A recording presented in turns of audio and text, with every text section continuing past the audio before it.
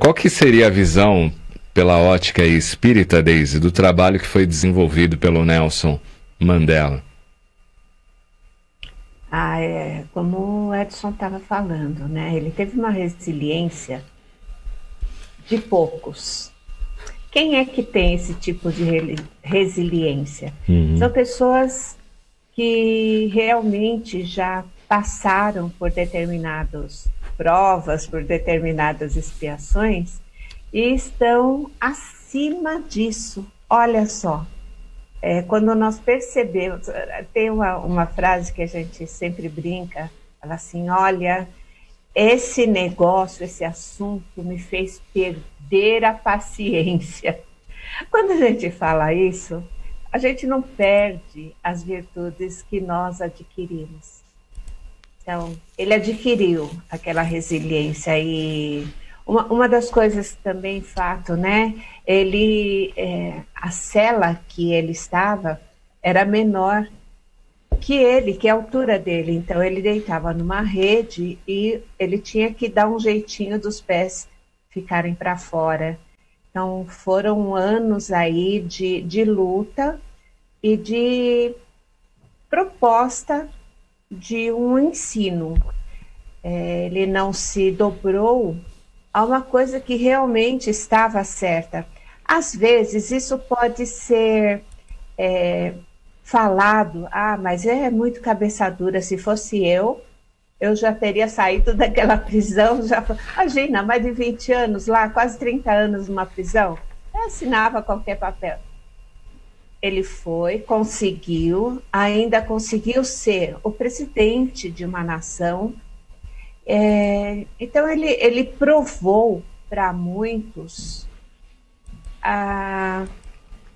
que quando nós temos um objetivo, e esse objetivo para nós é a forma mais certa, mais correta de alcançar, nós temos que tentar porque o corpo é uma prisão, já é uma prisão.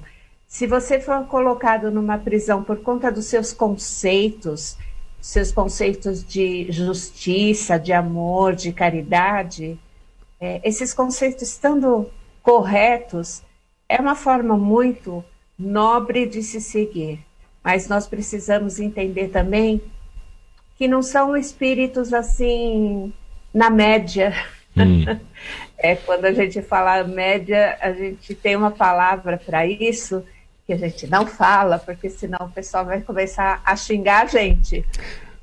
É só falar assim e pumba, já acabou. É uma injeção, hein? A palavra é medíocre. Mas não é um xingamento, é que é na média. São espíritos que estão em desenvolvimento ainda, que ainda tem muita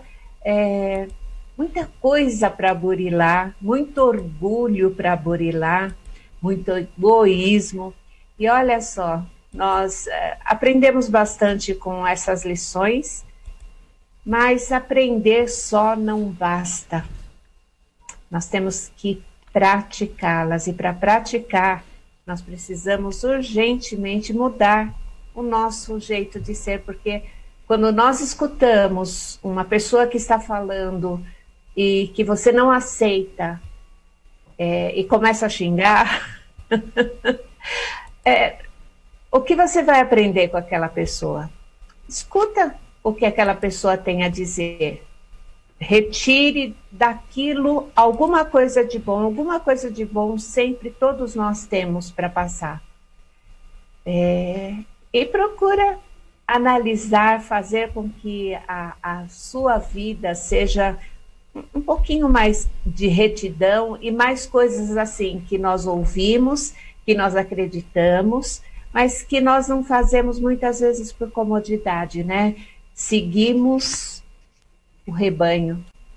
Ai, que palavra feia essa, eu não gostei, não, mas né? Seguimos. Tem um livro do Bezerra de Menezes que chama Os Carneiros de Panurgio. Conta essa história depois aí, que a gente vai Conta essa história aí do livro depois. Eu conto depois. A gente vai para um intervalo, depois também tem a opinião do Edson a respeito aí, qual a visão do espírita sobre o trabalho de Nelson Mandela. Daqui a pouquinho a gente retorna. Até já. Edson, continuando o nosso papo aqui, qual a visão espírita sobre o trabalho desenvolvido por Mandela? Depois a Deise vai deixar a história lá do livro do Bezerra. Olha, qualquer um que estude a doutrina vai ver que existe ali, principalmente no livro dos Espíritos, a escolha das provas. Né? É uma série de questões onde o Kardec faz perguntas relativas a essa questão. Por que pessoas sofrem? Por que outras parece que têm essa tenacidade, né? Como eu já falei aqui, essa resiliência do Mandela. Então os espíritos explicam que você pode ter alguns tipos de situação que você predetermina, né, para vir. Normalmente são provas que você vai passar por algumas circunstâncias, né, por alguma necessidade sua de aprendizado, de desenvolvimento, mas existem aqueles que vêm em missão. Então, se você pega um caso, né, como o do Mandela, por exemplo, para mim, se eu tiver que caracterizar dentro daquilo que eu estudo de doutrina, ele veio com uma missão, né? Não como uma prova. Porque se você pega assim, Cláudio e Deise e ouvintes, num estudo bem raso, sem se aprofundar na doutrina, eu já vi gente falando que Mandela poderia ter sido, por exemplo, alguém que foi perseguidor no passado de negros e que agora veio para, né, fazer o contrário. Quer dizer, bom, por que tem que ser isso? Né?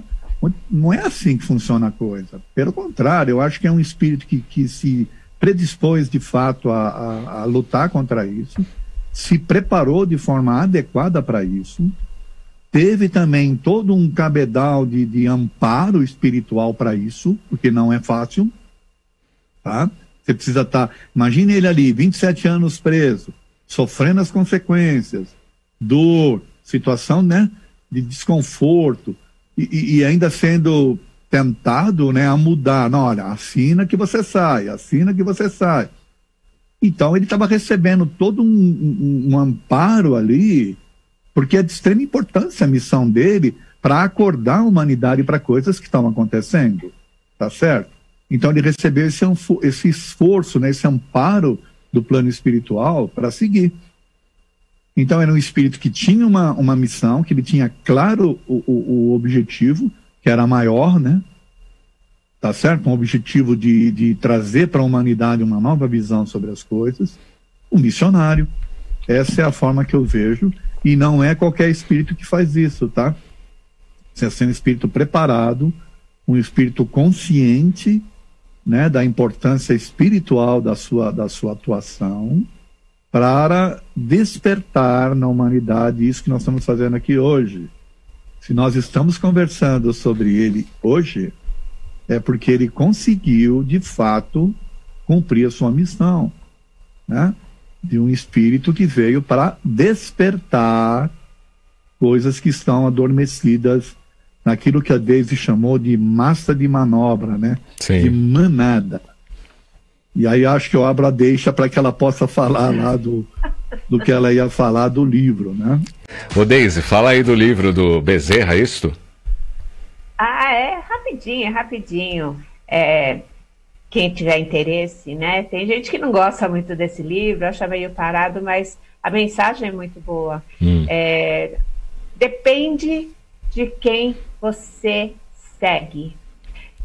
O Panujo era um cara assim que o pessoal na cidade não gostava muito, ele tinha algumas ideias, o pessoal renegava, tal. Aí ele comprou um carneiro, a cidade tinha muitos carneiros, ele comprou um carneiro e treinou aquele carneiro a ser o da frente. E os carneiros seguiam ele. Então ele chegou uma noite e a cidade toda, ele colocou o carneirinho dele na frente e o carneirinho da frente seguiu para o rio e matou todos os carneiros. Moral da história, vê com quem você está seguindo. É mais ou menos por aí.